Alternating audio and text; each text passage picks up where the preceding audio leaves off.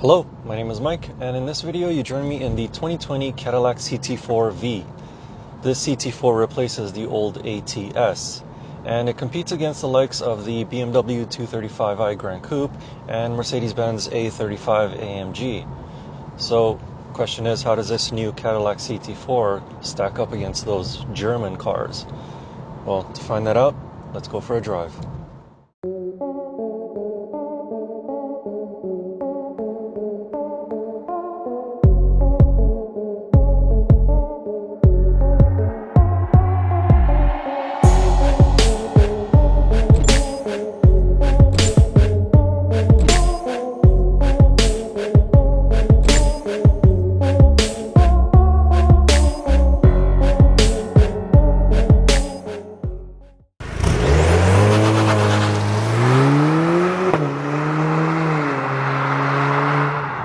Unfortunately, I have to start with some bad news, because while this CT4 has a V badge on the back and on the sides, it's not what it used to mean.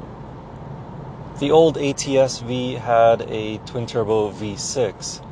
This doesn't have that. It will be getting it in the form of the Blackwing, which you can think of as the new V, like how the old V used to be.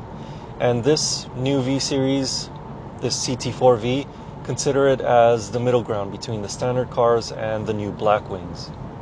Under the hood of this CT4V is a 2.7 liter 4-cylinder turbocharged engine. 2.7 liters is quite a lot for a 4-banger. But anyway, this engine produces 325 horsepower and 380 pound-feet of torque. Compared to the BMW and Mercedes equivalents, that's quite a bit more power. So you think that it's faster to 100 kilometers an hour. Unfortunately, that's not the case. And that's because this is a pretty heavy boy at 1,600 kilograms. Actually, a tiny bit over 1,600 kilograms with this all-wheel drive system. You can get it as a rear-wheel drive only if you want, but this being Canada, and apparently it always snows here, even though there's no snow today, we get the all-wheel drive system.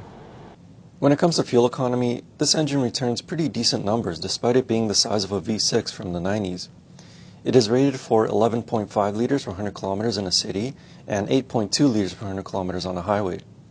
But it does require premium fuel.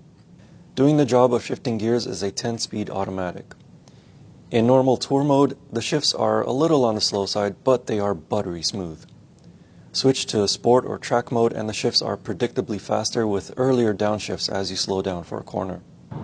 While the CT4V may not be very fast in a straight line, at least compared to its closest competitors, it more than makes up for it around the corners. It sits on GM's Alpha 2 platform, and when the roads get twisty, it is a joy to drive. Steering response is very quick and direct in track mode with an almost perfect amount of weight behind it. In tour mode, it's a bit too light for driving enjoyment, but great for city maneuverability. With this Cadillac CT4V having a rear-wheel drive platform, more fun can be had around corners than its front-wheel drive-based German rivals. You can also adjust how much slip you want the wheels to have thanks to the clever traction and stability control management program. Once activated, the program lets you choose from different traction and stability control settings that range from wet to race modes. Launch control is also activated when any of these modes are selected.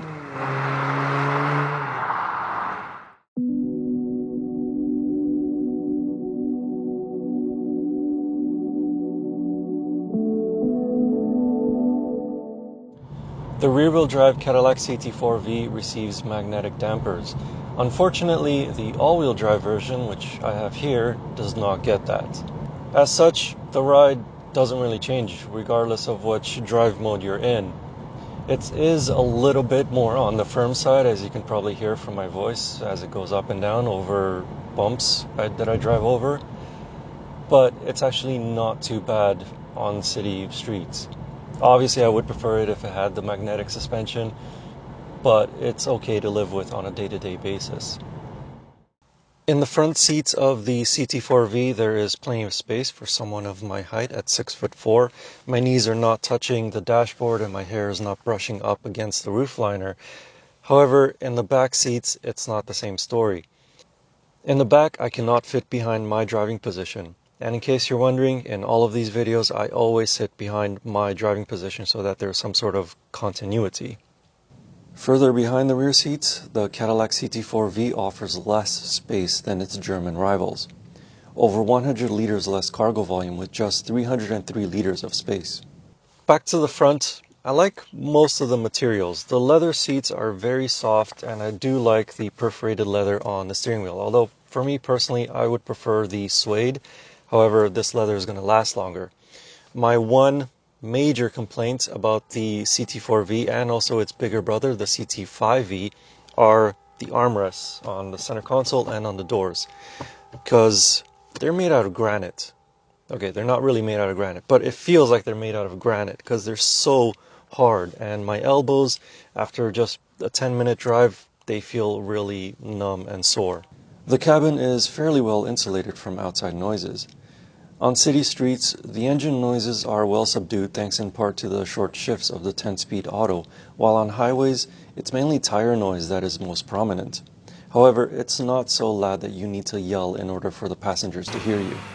As for the exhaust note during more spirited drives, it basically sounds like a vacuum cleaner.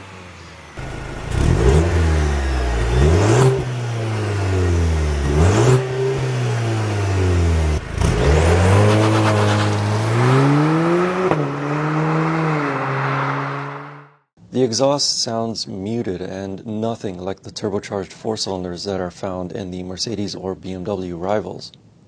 One positive, though, is that near the red line under full throttle applications, you can hear pops between the shifts.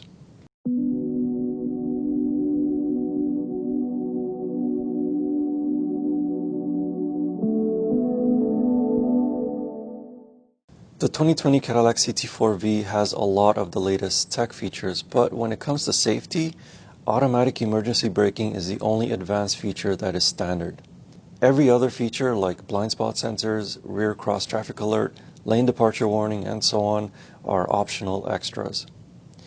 As for convenience features, it comes well equipped with heated seats and heated steering wheel, Apple CarPlay and Android Auto, NFC device pairing, automatic climate control, remote start, Wi-Fi hotspot, and an 8-inch touchscreen. You can further add ventilated front seats, a head-up display, navigation, and front park assist. Also, Super Cruise will be available in the CT4-V starting with the 2021 model year. So in the end, would I take this 2020 Cadillac CT4-V over the German equivalents? Well, I would definitely consider it, because while this CT4-V is not quite as fast in a straight line as the BMW and the Mercedes, it has a rear-wheel drive platform, a true rear-wheel drive platform, so you can have quite a lot of fun around the corners. And also, it is a little bit nicer inside, although the Mercedes has a very nice looking interior. This one just feels a tiny bit better. And as well, it's almost $5,000 Canadian less expensive than the German equivalents, as in the starting price. And that's Canadian dollars, so that's like, what, $50 American? I'm kidding. But anyway, you get what I mean. It's significantly less expensive starting price than the German rivals. So I would definitely consider it. But for me personally, I would probably still pick the Mercedes A35, just because I really like how that interior looks, and the engine just makes so much more noise, and it's just so much more exciting than the engine in this. But if you are considering the CT4-V, do not be ashamed. It is a fantastic car. And if you want to know more about this CT4-V, I wrote a comprehensive and detailed review of it over on my website. You can find that link in the video description. And as always, I will see you in the next car or truck, or might be an SUV next time. Anyway, thank you for watching, and see you in the next video.